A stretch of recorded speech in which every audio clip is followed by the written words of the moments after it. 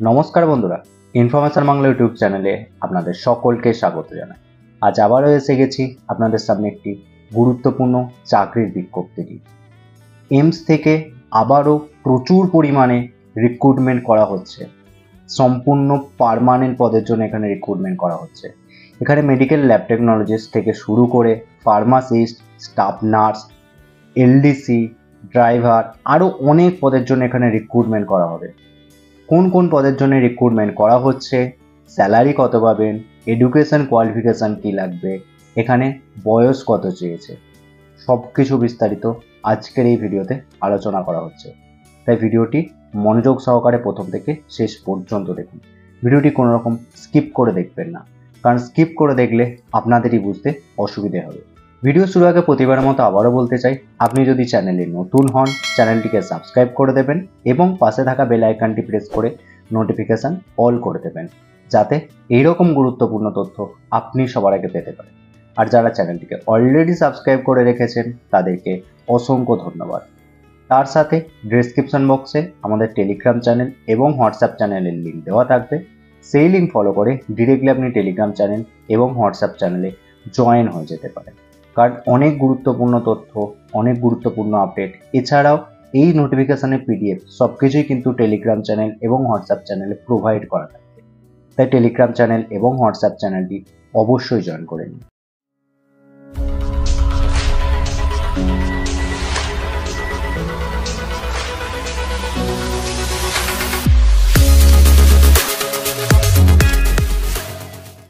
আমরা এসে গেছি এইমসের অফিসিয়াল ওয়েবসাইটে। আপনাদের সুবিধার্থে এই ওয়েবসাইটের লিঙ্ক আমাদের ডিসক্রিপশন বক্সে দেওয়া থাকবে। সেই লিঙ্ক ফলো করে ডিরেক্টলি আপনি এই পেজে চলে আসতে পারবেন। এই পেজে আসার পরে আপনি এখানেতে রিক্রুটমেন্টের একটি অপশান পাবেন। এই রিক্রুটমেন্ট অপশান থেকে আপনি নোটিফিকেশানটি পেয়ে যাবেন। আমরা এসে গেছি অফিসিয়াল নোটিফিকেশানের পিডিএফে। আপনাদের সুবিধার্থে এই পিডিএফ আমাদের টেলিগ্রাম চ্যানেল এবং হোয়াটসঅ্যাপ চ্যানেলে প্রোভাইড করা থাকবে, আপনারা সেখান থেকেও কিন্তু পেয়ে যাবেন। নোটিফিকেশান ডেট 11/7/2025 অর্থাৎ 11 জুলাই এই নোটিফিকেশানটি পাবলিশ করা হয়েছে। নোটিফিকেশানে কি বলেছে? নোটিফিকেশানে আপনি যদি স্ক্রল করে নিচের দিকে আসেন, এখানেতে কিছু ইম্পর্টেন্ট ডেট দেওয়া আছে। কি ডেট দেওয়া আছে? এখানেতে অনলাইনেতে রেজিস্ট্রেশন শুরু হচ্ছে 12/7/2025 থেকে। অনলাইনে অ্যাপ্লিকেশান বা রেজিস্ট্রেশন চলবে 31/7/2025 পর্যন্ত। বোঝা গেল? অর্থাৎ এখানে অনলাইনে অ্যাপ্লিকেশান অলরেডি শুরু হয়ে গেছে, যেটি 12 তারিখ থেকে শুরু হয়েছে। অনলাইন অ্যাপ্লিকেশান চলবে 31 তারিখ পর্যন্ত। এখানে সিবিটি এক্সাম কবে হবে? এখানে সিবিটি এক্সাম 25শে আগস্ট অথবা 26শে আগস্ট একটা টেন্টেটিভ ডেট দেওয়া আছে। এই ডেটেতে কিন্তু এখানেতে আপনাদের সিবিটি এক্সাম হবে। অর্থাৎ এখান থেকেই বোঝা যাচ্ছে যে এই রিক্রুটমেন্টটি কিন্তু খুব তাড়াতাড়ি কমপ্লিট করে নেওয়া হবে। রিসেন্টলি 2024-এ যে রিক্রুটমেন্টটি বেরিয়েছিল, পাবলিশ হয়েছিল, সেটার জয়নিং এখন চলছে। আবার নতুন করে রিক্রুটমেন্ট শুরু হচ্ছে, সেই রিক্রুটমেন্টটাও কিন্তু খুব তাড়াতাড়ি কমপ্লিট করে নেওয়া হবে। সেটাই ডেট থেকেই কিন্তু পরিষ্কার বোঝা যাচ্ছে। এখানে কোন কোন জায়গার জন্য রিক্রুটমেন্ট করা হচ্ছে? এখানে এইমসের যে হসপিটালগুলি আছে, এইমস ভাতিন্দ্রা, ভোপাল, বিলাসপুর, এরকম যে বিভিন্ন হসপিটালগুলি আছে, টোটাল এখানেতে 19টা হসপিটাল আছে এইমসের। সেই 19টা হসপিটালেতেই কিন্তু এই রিক্রুটমেন্টগুলি করা হচ্ছে। এছাড়াও এখানে বলেছে যে এখানেতে অ্যাপ্লিকেশান আপনাদেরকে অনলাইন মোডেতেই করতে হবে। কোনো রকম ভুল ইনফরমেশান দিলে আপনাদের অ্যাপ্লিকেশান রিজেক্ট হয়ে যাবে, সেটা কিন্তু এখানে পরিষ্কার মেনশন করে দিয়েছে। এছাড়া গভর্নমেন্টের যে এজ রিল্যাক্সেশন রুলস আছে, সেই এজ রিল্যাক্সেশন রুলসও কিন্তু এখানে অ্যাপ্লিকেবল আছে। যেমন এসসি এসটিদের জন্য 5 বছর, ওবিসিদের জন্য 3 বছর, পিডব্লিউডিদের ক্ষেত্রে 10 বছর। যে গভর্নমেন্টের এজ রিল্যাক্সেশন রুলস আছে, সেই এজ রিল্যাক্সেশন রুলসও কিন্তু এখানে অ্যাপ্লিকেবল আছে, সেটা কিন্তু এখানে পরিষ্কার মেনশন করেছে। তাই যে ক্যাটেগরিতে আপনারা অ্যাপ্লিকেশান করবেন, সেইখানেতে আপনাদের যা বয়স আছে সেই অনুযায়ী রিল্যাক্সেশনটাও কিন্তু আপনারা এখান থেকে পেয়ে যাচ্ছেন। এখানেতে অ্যাপ্লিকেশান করার জন্য আপনাদের অ্যাপ্লিকেশান ফি কত রাখা হচ্ছে? এখানে অ্যাপ্লিকেশান করার জন্য আপনাদের অ্যাপ্লিকেশান ফি রাখা হচ্ছে জেনারেল এবং ওবিসি ক্যান্ডিডেটদের জন্য 3000 টাকা, এসসি এসটি ক্যান্ডিডেট এবং ইডব্লিউএস ক্যান্ডিডেট যারা আছেন তাদের ক্ষেত্রে 2400 টাকা, এবং যারা পিডব্লিউডি ক্যান্ডিডেট আছেন তাদের জন্য কোনো রকম কিন্তু এক্সাম ফি এখানেতে রাখা হচ্ছে না। আপনাদেরকে এই এক্সাম ফি সম্পূর্ণ অনলাইনেতেই ডেবিট কার্ড, ক্রেডিট কার্ড বা নেট ব্যাঙ্কিং এইসবের মাধ্যমেই কিন্তু এখানে আপনাদের পেমেন্টটা করতে হবে। এখানেতে কোন কোন পদের জন্য রিক্রুটমেন্ট করা হচ্ছে এবং কোথায় কতগুলি কি ভ্যাকেন্সি আছে সেই ডিটেলসটা এখানেতে দেওয়া আছে। যেমন এখানেতে অ্যাসিস্ট্যান্ট ডায়েটেশিয়ানের জন্য রিক্রুটমেন্ট করা হবে, এখানে জুনিয়র অ্যাডমিনিস্ট্রেটিভ অফিসারের জন্য রিক্রুটমেন্ট করা হচ্ছে, এছাড়াও junior administrative assistant, LDC, upper division clerk, senior administrative assistant, এই সব কিছুর জন্য এখানে রিক্রুটমেন্ট করা হবে। আপনারা যদি এগুলোতে অ্যাপ্লিকেশান করতে চান তাহলে এগুলো দেখতে পারেন। আমি মেনলি সাধারণত প্যারামেডিক্যাল রিলেটেড, ল্যাবটেক রিলেটেড যেগুলো রিক্রুটমেন্ট হচ্ছে আমি সেগুলোকে বলে যাচ্ছি। এছাড়াও এখানে অ্যাসিস্ট্যান্ট ইঞ্জিনিয়ার আছে, অ্যাসিস্ট্যান্ট ইঞ্জিনিয়ার ইলেকট্রিক্যাল আছে, এছাড়াও বিভিন্ন রকমের air condition engineer, audiometric technician, technical assistant, audiologist technician, এরকম রিক্রুটমেন্ট এখানে করা হচ্ছে। কোথায় কতগুলি করে ভ্যাকেন্সি আছে সেই লিস্ট এখানে টোটাল দেওয়া আছে, আপনারা যদি অ্যাপ্লিকেশান করতে চান দেখে নিতে পারেন। ইলেকট্রিশিয়ানের আছে, এছাড়াও পাম্প ম্যান আছে, গ্যাসে আছে, ম্যানিফোল্ড টেকনিশিয়ানেতে আছে, অ্যাসিস্ট্যান্ট লন্ড্রি সুপারভাইজার আছে, এরকম অনেক আছে, আপনারা এগুলো দেখে নিতে পারেন। আমি মেনলি চলে আসছি মেডিকেলের প্যারামেডিক্যাল রিলেটেড যে ওটি টেকনিশিয়ান, ফার্মাসিস্ট, এদের কি কি রিক্রুটমেন্ট হচ্ছে, কোথায় কতগুলি ভ্যাকেন্সি আছে সেগুলো সম্বন্ধে বলে নিচ্ছি। ওটি অ্যাসিস্ট্যান্ট ইএসআইসি অন্ধ্রপ্রদেশ, এখানে টোটাল ভ্যাকেন্সি আছে 3টি। ওটি অ্যাসিস্ট্যান্ট ইএসআইসি দিল্লি, এখানে টোটাল 62 ভ্যাকেন্সি আছে। ওটি অ্যাসিস্ট্যান্ট গুজরাটেতে 5টি ভ্যাকেন্সি আছে। ওটি অ্যাসিস্ট্যান্ট হিমাচল প্রদেশে 2টি, ওটি অ্যাসিস্ট্যান্ট জম্মু কাশ্মীরে 2টি, কেরালাতে 4টি, মহারাষ্ট্রে 13টি, রাজস্থানে 13টি, তেলেঙ্গানাতে 4টি, এরকম অনেক ভ্যাকেন্সি আছে। আপনারা ওটি অ্যাসিস্ট্যান্ট বা ওটি অপারেশন থিয়েটার অ্যাসিস্ট্যান্ট, এই যে বুকগুলি আছে এখানেতে টোটাল দেওয়া আছে, আপনারা এগুলো দেখে নিতে পারেন যে কোথায় কত ভ্যাকেন্সি আছে। যেমন ফার্মাসিস্ট উত্তরাখণ্ড যেখানে আছে, ফার্মাসিস্টের ইএসআইসি উত্তরাখণ্ড ফার্মাসিস্টের সেখানে টোটাল 7টা ভ্যাকেন্সি আছে।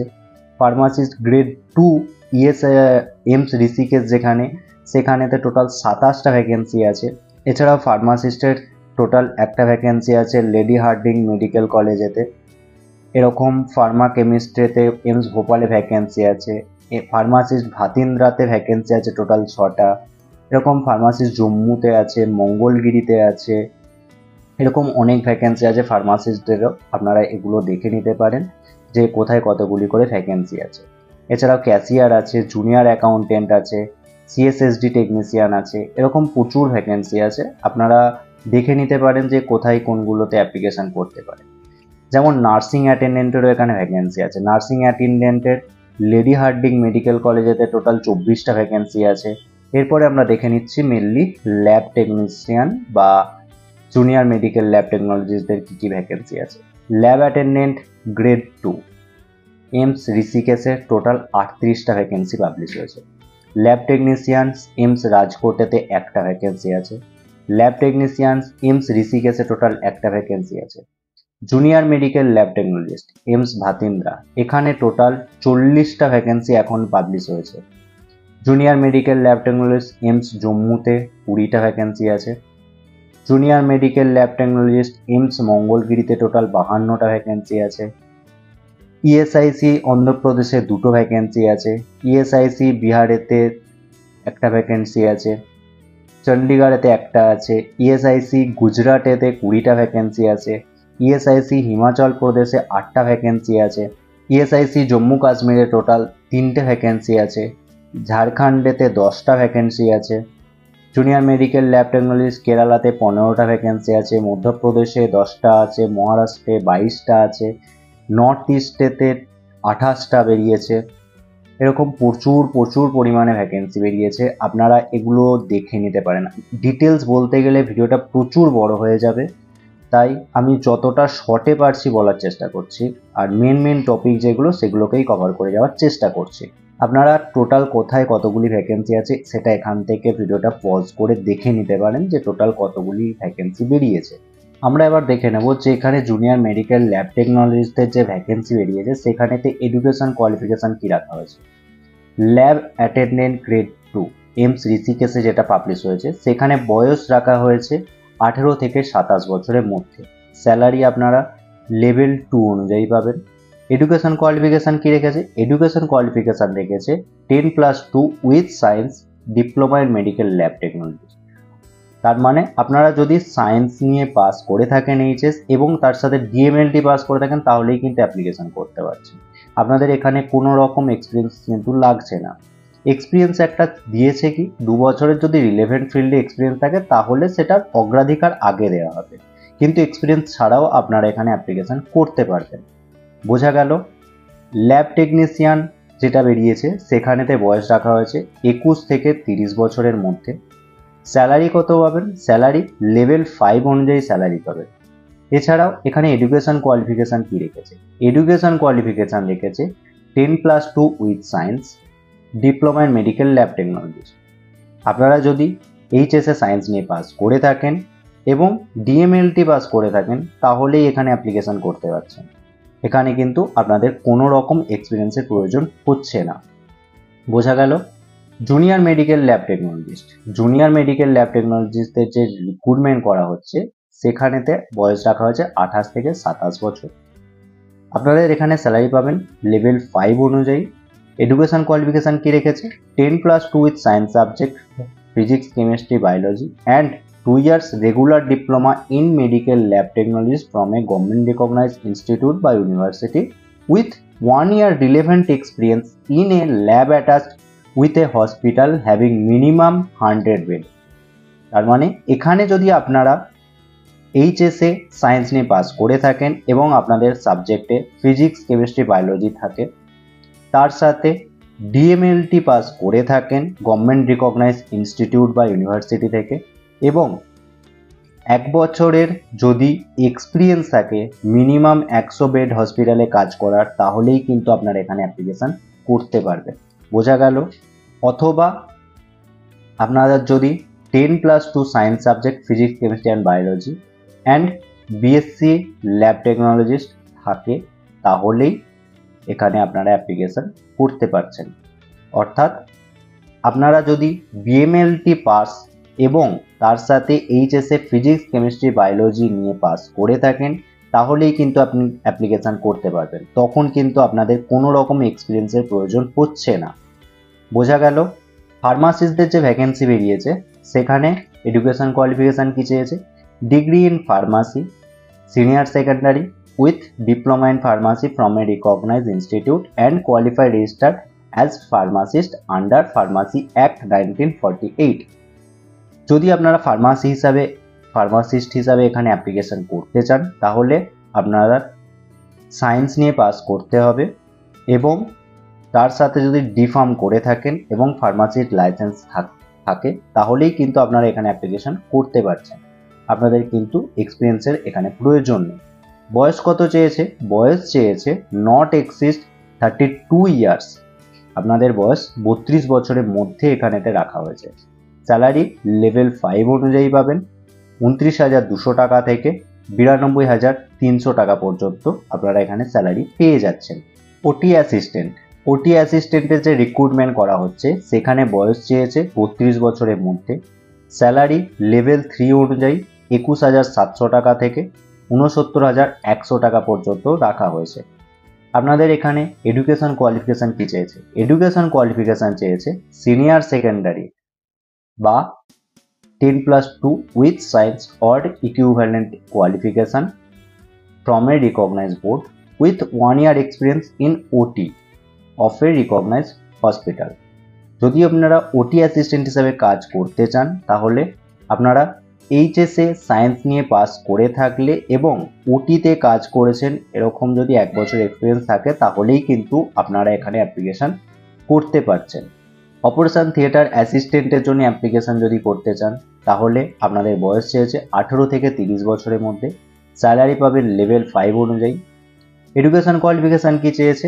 বিএসসি অথবা 10+2 with science with 5 year experience in following area. অর্থাৎ যদি আপনারা গ্র্যাজুয়েশন পাস করে থাকেন অথবা যদি এইচএস পাস করে থাকেন এবং তার সাথে 5 বছরের ওটি, আইসিইউ, সিএসডি যে আছে সেইগুলো যদি এক্সপিরিয়েন্স থাকে অথবা ডিপ্লোমা কোর্স ওটি টেকনিকের ওপর যদি করে থাকেন তাহলেই কিন্তু আপনারা এখানে অ্যাপ্লিকেশান করতে পারছেন।